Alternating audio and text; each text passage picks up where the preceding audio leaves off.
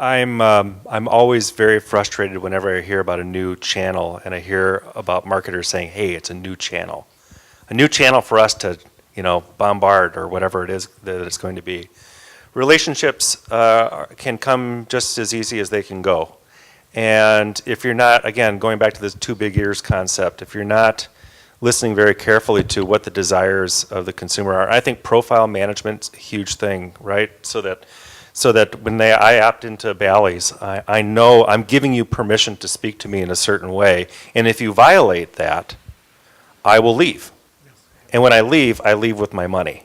And I think that level of either opportunity or risk for abuse has tremendous financial consequences. So it's this idea of, okay, mobile is good for X because they've told us. Facebook is good for Y because they've told us.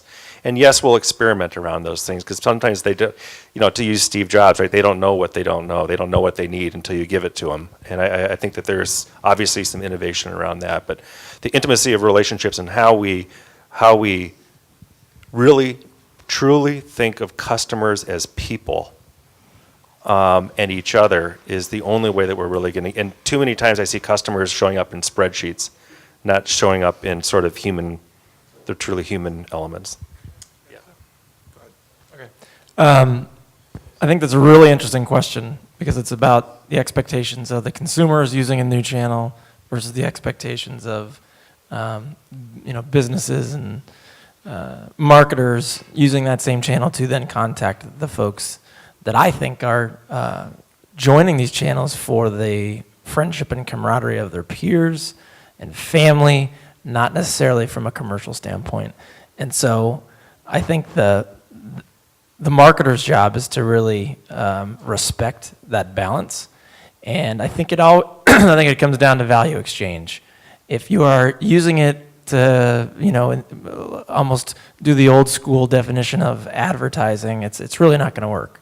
And so there's a lot of talk about joining the conversation and creating more engagement.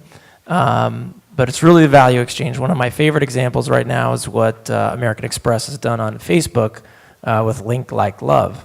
And so you think of this, you see billboards now where it's like, like us on Facebook. And are brands just trying to accumulate, a certain number of likes, and then once they hit the 10,000 threshold, somebody gets a bonus, but like, what has that done for their business?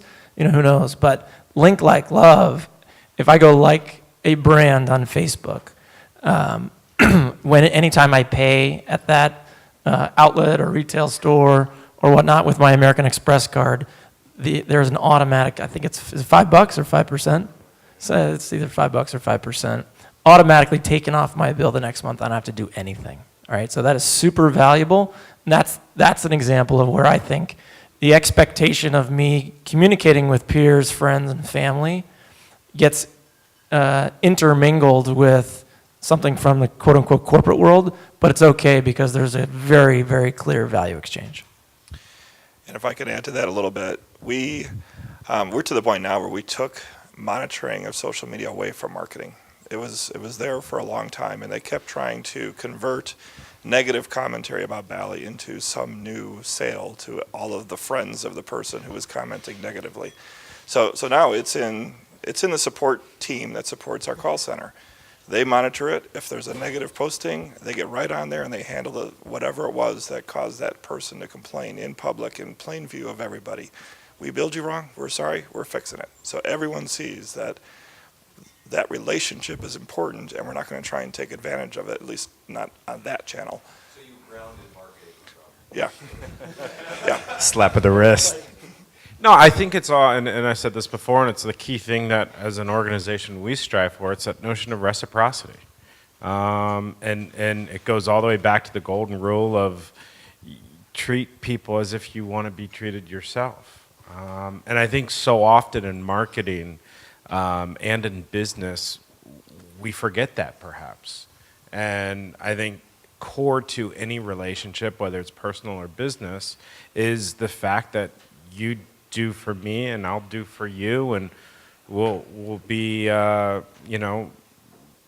working together on that. So I think the notion of reciprocity often gets lost as we make some of these decisions, and other factors, whether it's control or ego or desire, get in the way of treating people, with the golden rule in mind.